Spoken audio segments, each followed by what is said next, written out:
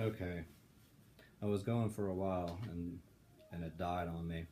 Still need to delete some stuff, so hopefully this will go for a while. So I'm gonna have to be super fast here because I'm running out of room. I think the last time I defined the definition of ethics.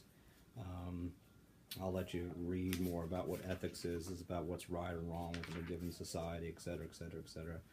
Um, and I think, and then when it moves into the idea of ethics and persuasion, again, just realize that ethics is not coercion, ethics is not violence. And the key idea here is on the top of page 69, the paragraph before they start moving into ethical challenges. And that big idea that you should highlight and remember is choice, choice, choice, choice, choice.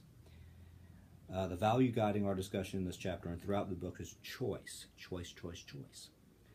Persuasive communication that allows individuals to constantly choose their beliefs and behaviors is ethical, whereas that which denies choice is unethical. That's important. I smell choked up. Persuasive communication that allows individuals to consciously choose their beliefs and behaviors is ethical, whereas that which denies choice is unethical. So choice, choice, choice, choice, choice. I got that choice, choice, choice, choice down in my heart. Where? Down in my heart. Where? Down in my heart. I got that choice, choice, choice, choice. Yeah. Okay. Remember that. And then they move on to, what's that? And, well, I'll let you read the Aristotle again, but, persuasion, well, I'll let you read that. Okay. Ethical challenges in the media age. Deception. People can deceive us because they don't give us choice if the information is not there and it's deceiving us. Okay, and then the access is the idea that people need access to the information in order to make choice. And if you don't have access, like the digital divide, sometimes we think that everybody has the stuff that we have, and that's not the case. And so it's ethical, in other words, to try to make sure that we bridge that digital divide.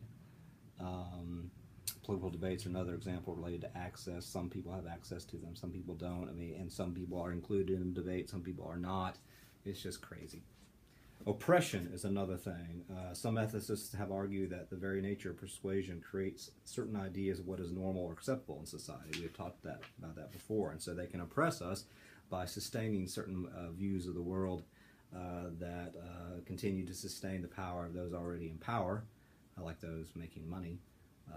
And then those who are traditionally not in power, they disempower us. You think in terms of what is beautiful in our society, what is, whatever. And advertising, for instance, is the most effective when it creates and maintains cultural values. It talked about issues of eating disorders and cigarette smoking and relationships.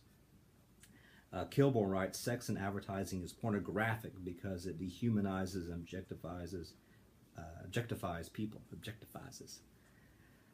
Privacy is another thing. We have lost our ability to choose actions and beliefs when persuaders target us with highly sensitive personal information.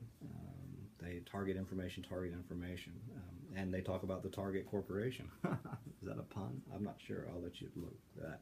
And then this idea of conflict of interest. Think in terms of they pay folks, sometimes they call this synthesis as well, or I think that's the word, something like that. They're paying doctors to recommend certain drugs. They oftentimes they'll show news on the Today Show or something about a new show or something like that, but it's their company that wants you to watch the show so they can sell stuff. I'll let you read that, but these are, again, ethical, particularly sort of poignant ethical challenges in our contemporary media age. And then it moves on to talking about approaches to ethical decision making. I'll let you read the stuff about universal versus situational. I'll let you just read the stuff about the First Amendment, though I do have on the PowerPoint the original First Amendment. Congress shall make no law respecting the establishment of religion or prohibiting the free exercise thereof, or abridging the freedom of speech or of the press, or the right of the people peaceably to assemble and to petition the government for a redress of grievance. Chills. They're multiplying. I'm losing control. But the thing is, you can't say absolutely anything. They have the whole fire standard here. So there's that's an aspect of approaches to ethical decision making. And then we got stuff from Johannesson, political perspective. I'll let you read all that type of stuff. I really like the idea, and this is what I sort of focus on, the dialogic communication, or dialogic. I really, really like that idea. Although all of those ideas are important, but the dialogical approach argues that ethical human communication should reflect the values of a dialogue instead of a monologue. Explains that honesty, inclusion, and confirmation of worth of the other individual, presentness, mutual equality, and all that type of stuff.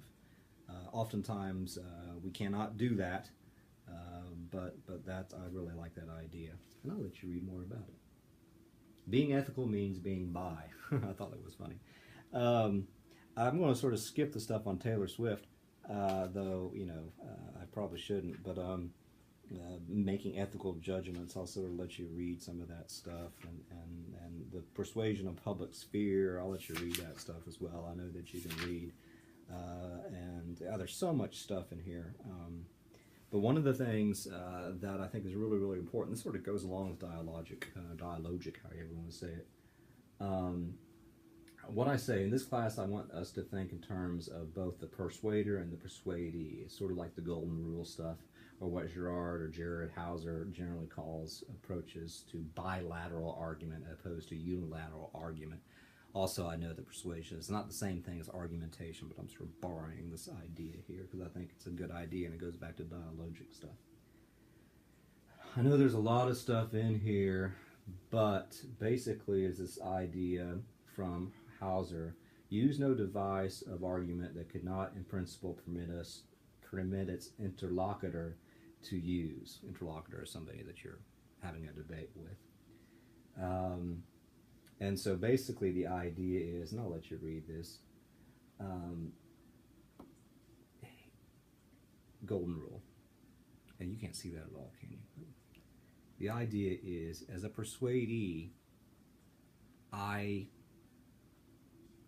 want my persuaders to use strategies or mechanisms to persuade me the way that I would want to persuade them. So if I don't like, if I wouldn't want something done to me, like somebody to deceive me, I should not deceive other people. That's pretty much it. I want all the information. That's why, and I don't want to. That's why I am terrible, or would be bad at advertising or PR, because I'm way too ethical. I would have commercials that are 30 minutes long on some sort of medicine, and sort of really go through the pros and cons, have multiple doctors give their perspective and everything like that, but the world doesn't work that way, unfortunately. But I really like this idea of bilateral communication and bilateral argument, which is very similar to the dialogic stuff. And there's unilateral arguments in which the arguer uses devices not available for the other person, and so again, that's another thing that I think is problematic. And then here's Greedo. One of the things the book does at the end here, and I'm sorry I'm flying through this because I'm fearful that I'm going to lose power here, just like they lost power at Columbia College. What I really like, and you don't necessarily have to memorize all this stuff, but what's really interesting is that all these different organizations have different codes of ethics.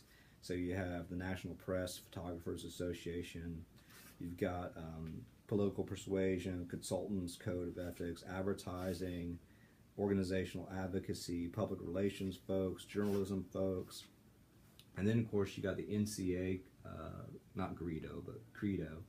And I'm not going to just read this to you, but I'd very much encourage you to read that Credo for ethical communication. I think that's incredibly important. And then one of the things that I've added here that I'll let you read is the Jedi Code. So if you want to read the Jedi Code, that would be cool as well. May the Force be with you. May the choice be with you. That's choice, choice, choice, choice, choice. Down in my heart. The 5 guiding principles of TARDIS. Oh, that's wrong. Of Taurus. They have, okay, Mark Baker and Martison present a more concise, easily remembered set of ethical standards that should be considered by all persuaders. The 5 standards, T-A-R-E-S, not TARDIS. TARS. TAR-S. Very important stuff. Truthfulness. Make sure your message is true. Eat this burger. It'll help you lose weight. Authenticity. I'll let you read that. But focuses on attributes of the persuader, including his or her integrity, personal virtue, respect for the persuadee, equity of the persuasive appeal. For the standard to fulfill, there must be equity between the persuader and the audience member. Vulnerable audience must not be targeted.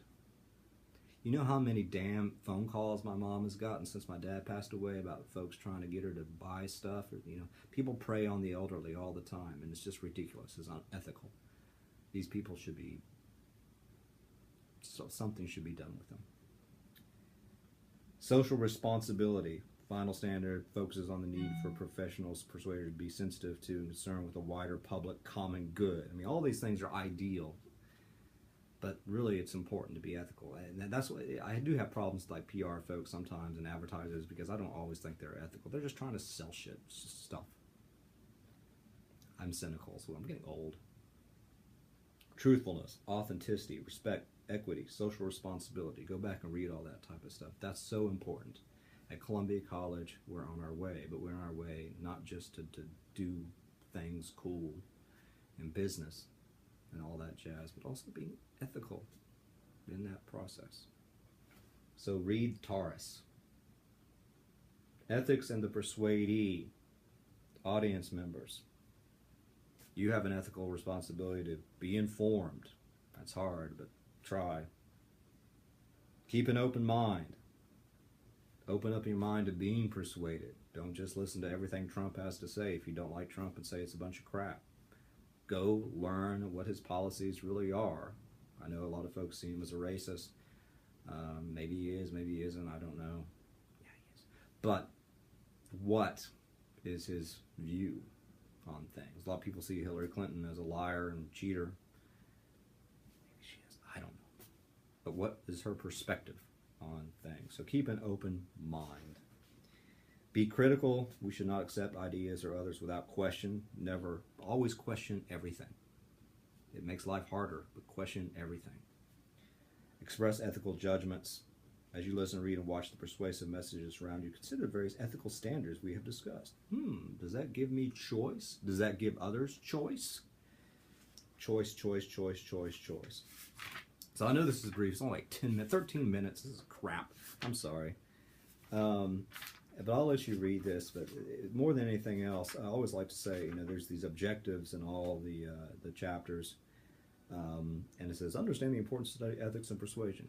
You cannot study persuasion without studying the ethical aspects of all this stuff. So that's so important. Identify specific ethical challenges. We've talked about that. Describe various approaches to ethical decision making. We've talked about that. Assess the openness of a culture to persuasion by using the theory of universal pragmatics. We didn't really talk about that, but I'll let you read that. Recognize the importance of codes of ethics. We talked about that. But choice, choice, choice, choice, choice.